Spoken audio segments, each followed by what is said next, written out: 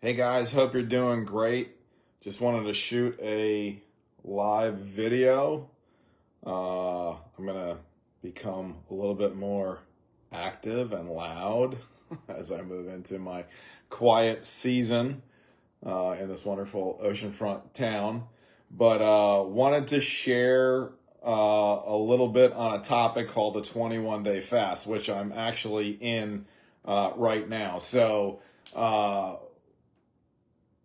I'm actually on day 8, so I'm a little behind the power curve, and that's fine. But just overall, want to share my feelings on it. This is actually the third time that I'm doing an extended fast, and some of the reasons why I'm doing it. For example, not everybody knows, but I am adopted, so I have no clue what is potentially coming for me as regarding medical stuff. And I am getting older, and just trying to find better things I could do, healthier things I can do. So this is something that I actually appreciate and enjoy right now. It is a little kind of tough from time to time, but that's fine too. And so the adoption is the first thing.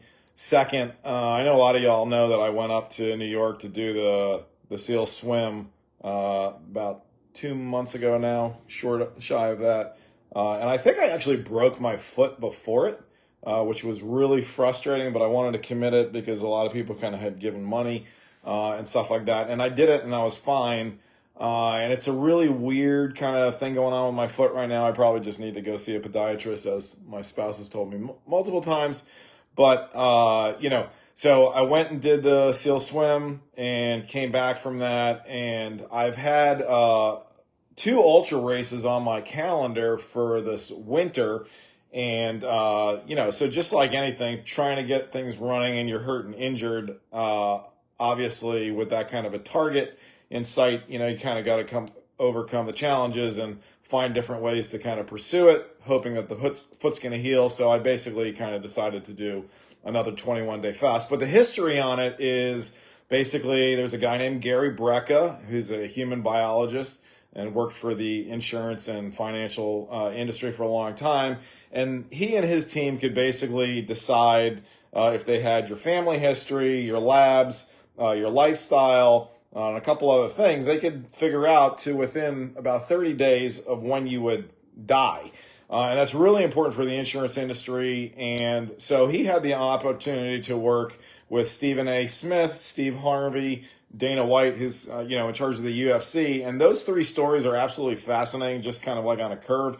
If you haven't heard those stories, go hear those stories. Those 3 guys, who are absolutely incredible, were in a very dire state of medical issues. And so they trusted him and have had phenomenal results. But I basically started digging into Gary Brecka, a lot of his training, a lot of his research. And there's actually, hundreds to over 1,000, I think now, research papers, clinical research papers out on why extended water fasts are good and what they do for you. So, and for me, from an adopted standpoint, not knowing, and wanting to enjoy my time with my kids and my grandkids, the things that stood out for me is that if you go through this process, it largely reduces your ability to have cancer. And this is the research from the doctor, so this is not Michael saying this, just as a heads up. But reduction in the ability to have cancer and never have cancer, dementia, and Alzheimer's. And so many of you know that my parents died in hospice in my house, and we cared for them through that process. And my mother was starting to go through some of that. And it's a really scary thing to witness. So anyway, long story short, it was of value to me. And so I decided to do it. A little overview on it. And I am going to break this down. Today will probably be the longest one, but I'm going to break this down to like 3 to 4 minute things as we go over the next 2 weeks. Because again, today is day 8. And I did a full water fast up to yesterday. And so that was water only. And just like Dana did, I used actually, and I'll put this on one of the next ones I shoot, but basically a calorie-free mineral substance. So you're getting the electrolytes that you need. But yeah, water fast for the first 7 days. It's going to kind of be a hybrid because I'm now I'm back to 2-a-day workouts. And so kind of still working through how I want to do that. But the goal is to stay largely on a water fast. If anything outside of it, it would be a pure protein, probably something dehydrated or, like a chicken breast. But it's not even going to be a full meal. It's going to be little nibbles. But anyway, the important thing to understand is twofold.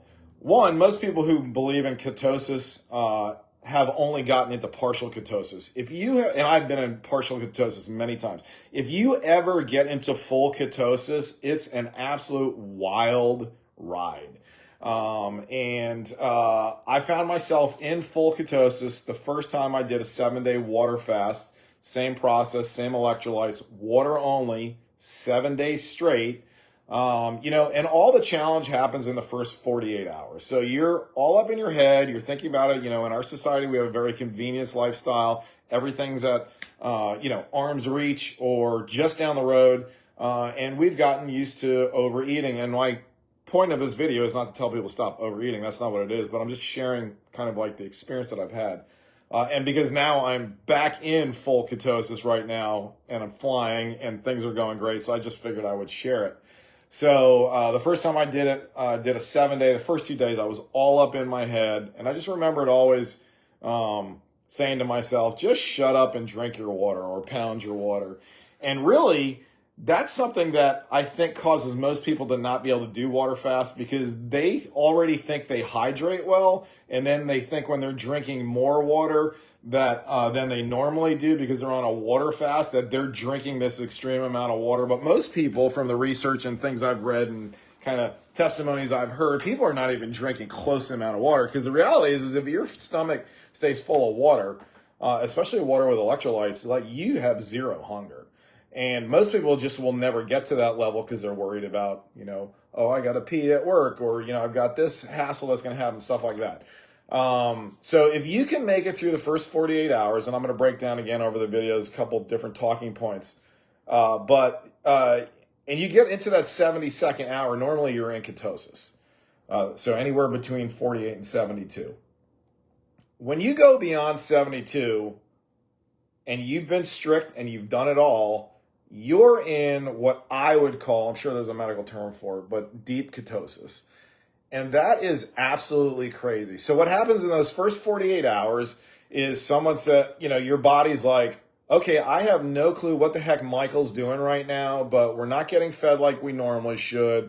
Something's weird. And so we're going to start tapping into this fuel. Okay. And this is just all my language and stuff like that, but there's all kinds of medical, documentation to back this up. And so what I did is in those 48 hours, again, your body is shifting to ketosis. It's starting to burn stored fat as a fuel. Oh, by the way, the fat that's stored in your body is a way better processable fuel, a stronger fuel, and it takes way less demand on your system than doing a normal American traditional diet, eating, processing that, converting, methylating, all that stuff that happens so that you have this fuel. And so what's really interesting is after you go beyond that 48, somewhere between 48 to 72, I think is where Gary says it happens. But I always feel it on the third day. You go into deep ketosis. And so what happens then is your body's going into a state of what's called autophagy. And if I were to describe autophagy, it's basically like your body's like, okay, Michael is completely out of his freaking mind. He hasn't fed us for the last 2 days. We're going to war because something is completely wrong. And then what happens is autophagy kicks in and your body basically starts eating anything negative that's inside you. And this is what supports that research of the reduction in Alzheimer's, dementia, and cancer, because your body starts eating your cancer cells. And this is all backed up in documentation. Again, this is not my claim. I'm just telling you and sharing with you what I read. And there's all kinds of great info out there. But that's really fascinating because now your body is fully detoxing. It's eating not only fat for stored food, but it's like in an all-out war with your cells. And so that to me just makes sense. And the recommendation is to do it once a year. I kind of committed to it twice a year, just because I actually enjoy the process. I got this weird thing where I kind of still like to do some hard things or taxing things. And so that's what I'm doing. And thanks, Steve. Oh, hey, Justina. And so, yeah, so basically your body goes into autophagy, and then your like state of consciousness comes through the roof. I remember getting my MBA at Region, and after that season of my life where I was just cramming and I was doing all this stuff getting my MBA, I just felt like I was walking around in a perpetual like haze and could never fix it. And I tried the brain stuff that Joe Rogan puts out. I tried changing the diet and stuff like that. But this, getting into an elongated water fast and being into full deep ketosis and not coming out of it a while, puts your body into a really bizarre state. And so things that it absolutely helps that you can feel is reduction in joint inflammation. So if you're either working out hard or you're just aging and your joints are aching and stuff like that, that literally goes away around day 4 to 5 for me, which is fantastic. Also, I was a very competitive soccer player growing up, and then obviously did that whole military career, way too much time in water. So I have had challenges when I'm eating normally with athlete's foot. And for some reason, when I go into this water fast and this long state, it literally goes completely away. The last time I did a water fast, I was in marathon training, and that was like 8 months ago. And so I was running really hard. I was doing 2-a-days. I was not showering necessarily all the time. And that is the kind of stuff that typically makes athlete's foot kind of flare up. And it completely went away, which I just found absolutely fascinating. So lots of little benefits, but the level of consciousness, the clarity, and another part that I'm not going to dive into too deep today, but there's a spiritual thing that also happens. So, if you're a believer or you believe in a higher power or something, and, a lot of people do meditation and stuff like that, this is like an ongoing state of meditation. And so the communication that happens in my relationship, with the Lord, is a lot more prominent and a lot clearer. And a lot of people talk about that. So, some of my best conversations I've had, kind of, reality checks about my life or what direction I'm supposed to be heading into, it comes through fasting. And it's fascinating because the times that I've heard kind of his voice the clearest and direction the clearest has been on long runs. So I'm in a depleted state of energy. I'm shedding the world of everything that's distracting me, and I'm focused on in the run, obviously running, and that opens a door for me in particular for communication back and forth, which is great. But then also fasting, and it's a really neat kind of thing to. Hey Nick, hey Leslie, it's a really kind of neat thing to experience, and just wanted to share it with you. So. I think I covered everything I want to do today, but again, it is day 8 of 21. My goal for the second week, which obviously started yesterday, is to stay on the water diet, water fast. So last time I actually did 14 days straight, water only, with the electrolytes, 0 carbohydrates, 0 calories. And so my goal is to shoot for 21 days of it, and I'll give you an update as we go along the way. But if you've never done fasting, you don't have to do something extreme. I definitely think you should do some research. I also definitely think you should talk to your doctor before you're doing it, because there's so many different things that are going on with people. So I'm not, encouraging everybody to just run, through the family dinner and tell everybody you're fasting for a week or 2. Or even 3 days, but it's got amazing qualities. And then moving forward after this, I've made a personal commitment to do water fasting for a week out of each month. So that's my goal.